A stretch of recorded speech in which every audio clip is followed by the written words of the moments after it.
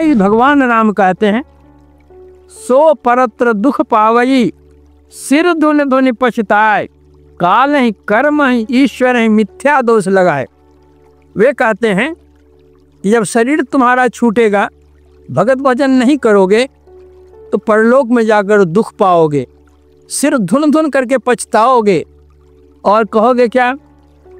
काल ही कर्म ही ईश्वर ही मिथ्या दोष लगाए। कहोगे क्या? क्या करें, कलिकाल बड़ा कराल था, मेरा मन तो बहुत था भगवत भजन करने का, शुभ कर्मों को करने का, परोपकार कर्म करने का, लेकिन कलिकाल कराल होने नहीं दिया। तो भगवान राम कहते हैं कि काल को व्यर्थ ही दोष लगाता है। काल कहते हैं समय को। समय किसी को मना नहीं करता कि मत करो। काल तुम्हारे हाथ में, उसका व्यवहार तुम जैसे करो। कोई कहने लग जाते हैं क्या करें, हमारे कर्म में ही लिखा हुआ नहीं था इसलिए हम नहीं किया। कर्म में क्या लिखा हुआ रहता है? कर्म कहते कि जो तुम करते हो वही कर्म है। शुभ कर्म करो, अशुभ कर्म करो, जैसे कर्म करो उसका फल तुमको वो मिलेगा। तो कर्म को भी दोष देना व्यर्थ है।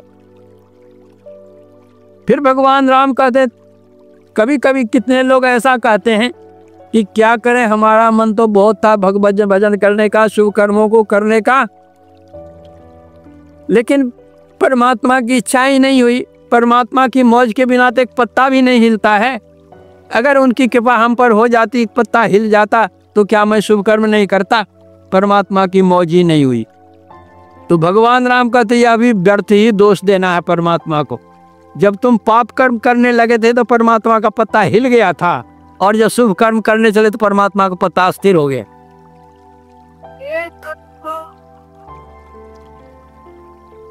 तो काल है कर्म है ईश्वर है मिथ्या दोष लगाए। क्या करो? यह मनुष्य शरीर तुमको मिला है। क्या यह मनुष्य शरीर? नर तन भव बारिध कह बेरो, सन्मुख मरुत अनुग्रह मेरो, कर्णधार सदगुरु दृढ़ नावा, दुर्लभ साज सुलभ करी पावा। संसार रूपी समुद्र को पार करने के लिए यह मनुष्य शरीर नाव है। नर तन भव बारिध कह बेरो, और सन्मुख मरुत अनुग्रह मेरो, और मेरी कृपा है, अनुकूल वायु तुमको मिला हुआ है। किसी नदी में हम जाएं, नाव मिल जाए, हवा भी अनुकूल रहे, अगर मल्लाह नहीं हो तो क्या नाव इस पार से उस पार ले जा सकते हैं हम? नहीं ले जा सकते हैं। उसी तरह मनुष्य शरीर रूपी नाव संसार रूपी समुद्र पार करने के लिए हमको मिला हुआ है। प्रभु की कृपा अनुकूल वायु हमको मिला हुआ है। फिर भी अगर हम संत सदगुरु की शरण नहीं जाते हैं, उनसे सद शिक्षा दीक्षा नहीं लेते हैं, तदनुरूप हम उसको कार्यान्वयन नहीं करते हैं, तो भव सागर पार हम नहीं हो सकते। वही भगवान राम कहते हैं कि मनुष्य शरीर तुमको मिला है, प्रभु कृपा अनुकूल वायु है, खोजने से संत सदगुरु भी मिल जाते हैं। कर्णधार सदगुरु दृढ़ नावा। उपनिषद कहता है, कर्णधारं गुरुं प्राप्य तद वाक्यं प्लव दृढ़म्, अभ्यास वासना शक्त्या तरन्ति भव सागरम। इस संसार रूपी समुद्र को पार करने के लिए गुरु कर्णधार, जो कर्णधार गुरु को प्राप्त करते हैं, उनकी बताई हुई विधि से चलते हैं, तो संसार सागर को पार कर जाते हैं। फिर भी भगवान राम कहते हैं कि मनुष्य शरीर मिला हुआ हो, अनुकूल हवा मिली हुई हो, संत सदगुरु भी मिल जाएं, और फिर भी हम अंत साधना नहीं करें, तो परिणाम क्या होगा? जो न तरई भव सागर, नर समाज असपाय, सो कृत निंदक मंदमति, आत्म हन गति जा। जो संसार सागर को पार नहीं करते हैं, वह मंदमति के लोग हैं। उनको आत्महत्या का पाप लगेगा। इसलिए मनुष्य शरीर की हम उपयोगिता जाने और इसका सद्व्यवहार हम करें। केवल किताब के पढ़ लेने से ही वह ज्ञान नहीं हो जाता है। किताबी ज्ञान से कोई भवसागर पार नहीं हो सकता। एक कोई अच्छे पढ़े लिखे विद्वान यात्रा कर रहे थे, नदी किनारे गए, नदी में नाव मिली, नाव पर बैठ गए, मल्लाह खेने लग गया। अब वे जो विद्वान थे वे पूछते हैं उस मल्लाह से, अच्छा बताओ जी तुम कहाँ तक पढ़े लिखे हो?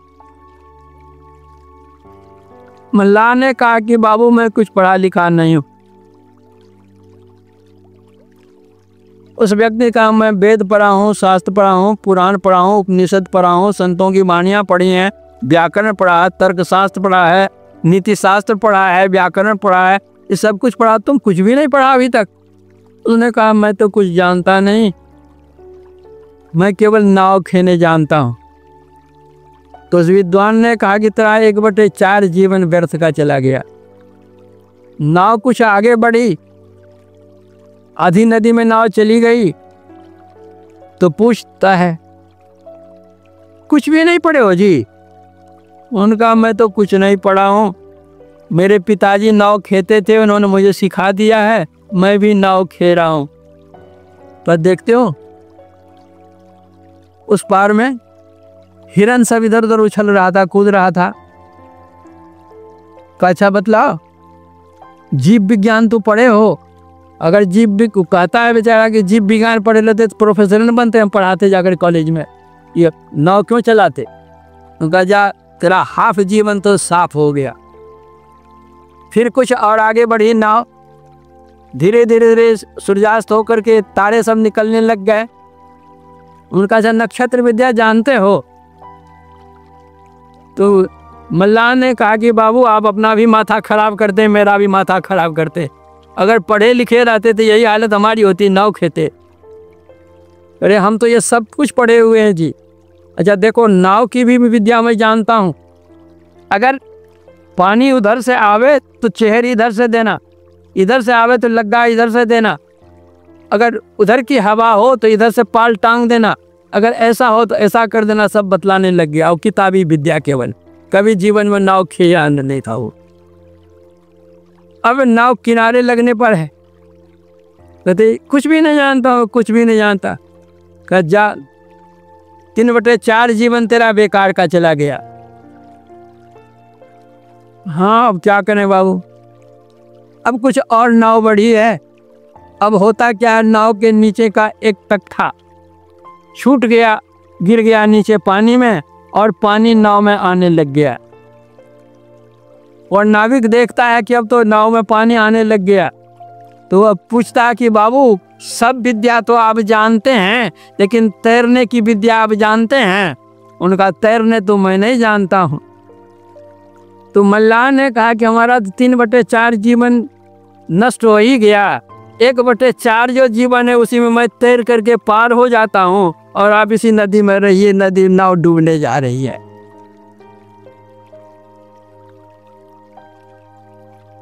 तो कहता है जीवन पौन नष्ट है मेरा, विविध ज्ञान बिन जाने, आप पूरा नष्ट आपका बाबू बिना तैर ना जाने। आत्मज्ञान के बिना न मानव भव सागर तर पाता, विविध ज्ञान संग्रही यहाँ है अब गोते खाता। तो केवल किताबी ज्ञान से संसार में डूबे ही रहेंगे। इसलिए संत सद्गुरु की शरण जाकर के ज्ञान प्राप्त करके साधना करनी चाहिए, तभी हमारा कल्याण इस लोक में और परलोक में होगा। यही भगवान श्री राम का उपदेश और आदेश हम लोगों के लिए है। अगर उनके उपदेश आदेश के परिवेश में अपने को हम रख सकेंगे तो हमारा भाव क्लेश निशेष होगा, इसमें कोई संदेह की बात नहीं है। इतना कह करके मैं अपने प्रवचन में विराम देता हूँ। आप लोगों को बहुत बहुत धन्यवाद देता हूँ। इतनी देर तक आप लोग बैठे रहे और बहुत शांत भाव से बैठे रहे।